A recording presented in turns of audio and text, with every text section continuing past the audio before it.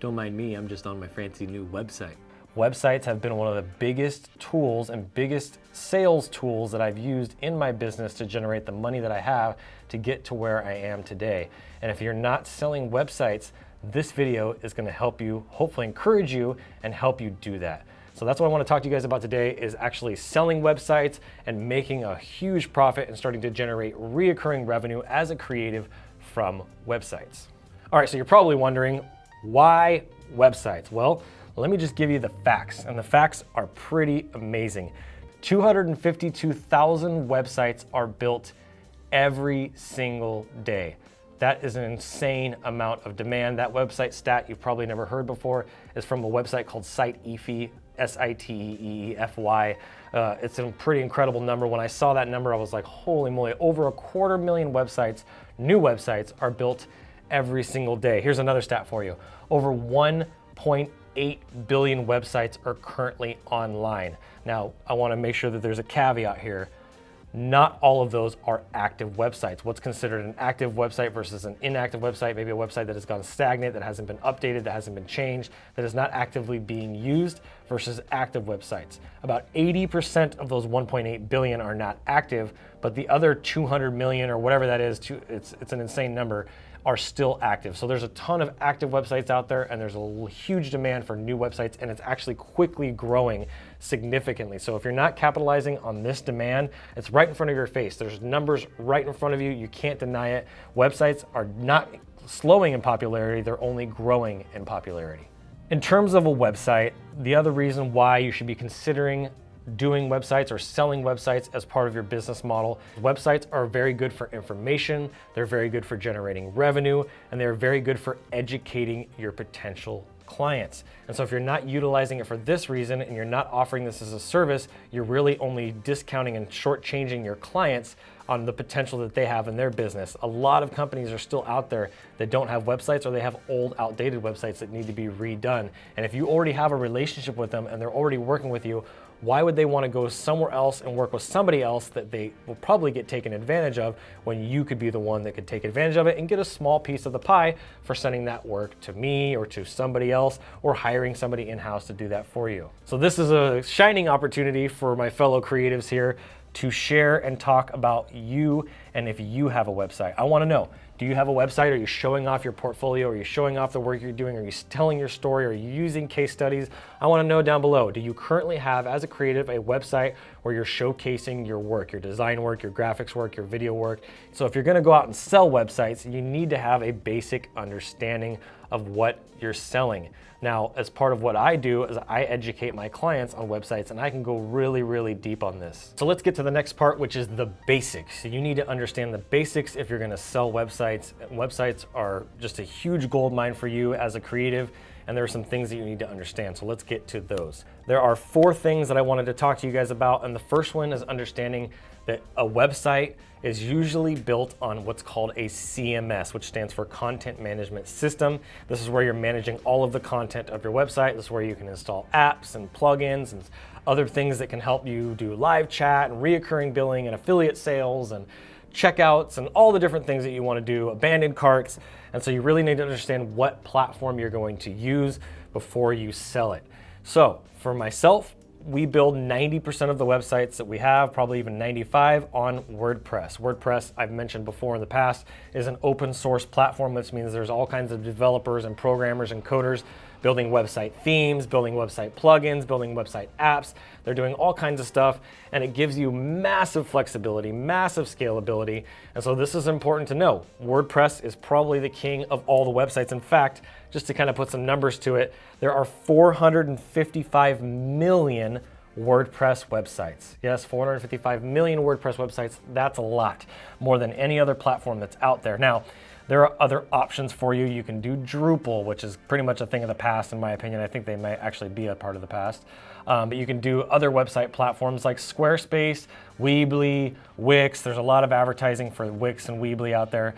But some of these other websites platforms are great. They're simple, they're easy to use. If you're not experienced with web development or web design and you want to build a website yourself, but you have some really good creative abilities and you want to learn it, this is where I would start with. Get yourself get your feet wet and start with a WYSIWYG builder, and that's what these are called. So there's a difference between WordPress, which you can download a custom theme, but then you're gonna have to custom code it. There are some that have visual builders, but none of them really have the same type of WYSIWYG, is the kind of the keyword or the term used in the industry, drag and drop builders. Drag and drop builders are really easy to use. Weebly, Wix, Squarespace, they all use those. So this might be something you want to consider. If you want just a simple mom and pop type website that's not going to be very big or going to scale, and you just need something basic and you want to get it up quick, go with a WYSIWYG, Squarespace, Weebly, Wix, one of those will work fine. But if you really want to take it up to the next level, you want to scale, you want to expand, you want to do a lot more, you want to have some more flexibility and growth potential, you definitely want to consider WordPress. Now, the next kind of website that you can build, and you're gonna need a developer and a coder to do this, is a static website. Now, that's gonna require some HTML, probably maybe some PHP, but probably for sure some CSS. HTML and CSS are gonna be needed for that, and you're gonna have to custom code it and make sure that you find somebody that can do it right. These can load very quickly because there's no content management system on the back end. It's just the static HTML and CSS that are pulling from the server. So this is something that I want you to take into consideration. Being able to know what type of website your client needs is really, really important, and even what you need. If you're just looking for a basic portfolio site, just go with a simple WYSIWYG. If you want to be able to expand upon that and grow, hit up WordPress, and those are the two that I would strongly recommend. Hey, so do me a favor. If you're finding this content helpful, if this is the kind of content that you like, let me know. Drop a comment down below. You can pay me back for all the time and money I put into this video by just throwing a thumbs up on the video. Man, it's really easy. Throw a subscribe, hit the subscribe on there, hit the bell so you get notified when I make other great content. I want to keep making content that you need, and so without hearing back from you, I'm kind of in the dark. I got a little bit of analytics, but it really doesn't tell me a lot, so I need to hear from you guys, and I'm looking forward to seeing those comments. All right, so let's wrap it up with phase 3, which is pricing and selling websites. Now, this is a key. You gotta understand this. There are some really key elements to pricing and selling websites. A website is much more than just the WYSIWYG or WordPress site. There's a lot that goes into it. They need to be fast. They need to be SEO friendly. They need to be having good user experience and actually take the customer on a journey. They need to be easy to contact. They can't be cluttered. There's so many things that go into a website, and this is why I want you to get experience, and why I'm making this video is to understand that building a website is not just like, oh, just throw somebody 500 bucks real quick. There's a lot of time that goes into a website, including security, that needs to be done right. So if you're gonna sell it, you wanna sell it for the right price. Now, the first lesson I want you to know is you need to sell the value, and I wanna say market value of the website versus price. Again, market value versus price. What are other people paying for quality websites? Do some shopping, call some competitors, call some people around town, ask for quotes, get some prices and see where people are coming in at. Don't go to Craigslist, don't go to Fiverr, don't go to those cheap websites. Get some realistic market value type websites, because that's the type of business that you're trying to build, and you want to make sure that you get some market value prices of where you should be inside your price ranges, because websites can range anywhere from the low side of $1,000, that's really the cheapest that I've ever built one for, and as high as 50,000 or even more, 6 figures, 7 figures. So you really got to know that, like when people come to you and say, how much for a website? That's an impossible question to answer without getting a ton more information. That's like, how much for a car? Well, is it a Tesla or is it a freaking Kia?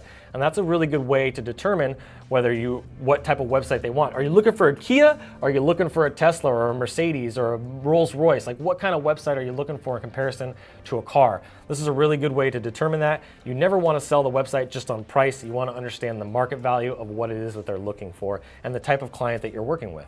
All right, the second lesson that you need to know when selling a website is fixed bid versus hourly. You never want to sell hourly.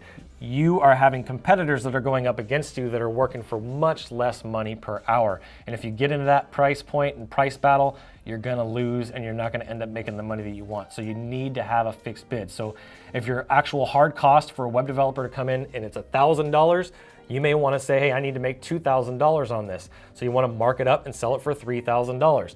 Maybe you want to include some additional features, or maybe you think it's going to take a little bit longer, so you sell it for $3,500 and you throw in an extra $500 for unforeseen things that come up. That's just part of the business. That's part of marketing. That's part of web design. That's just part of scope creep. And this is something I wanted to talk about because this is the last point that I wanted to make when it comes to selling websites, is getting a very, I'm talking very clear definition of your scope of work. How many pages?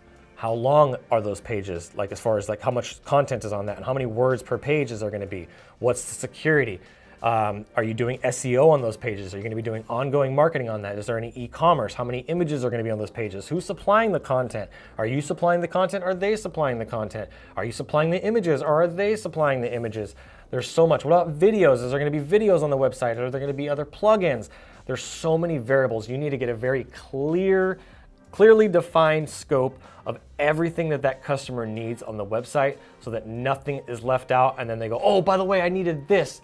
Well, that should just automatically be included in the price, right? That just comes with it. No, that wasn't defined in our scope. So this is something you need to communicate. You need to be very clear about. And I really want to encourage you, don't let yourself experience scope creep. Be very clear about the documentation you put together when you send a proposal of everything it includes and what it doesn't include.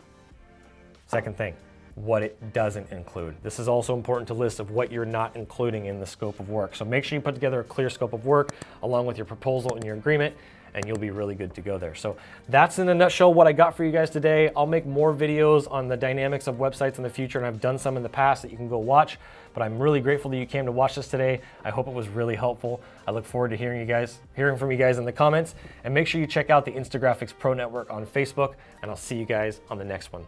My name is Adrian Boycell, and as always, keep looking up.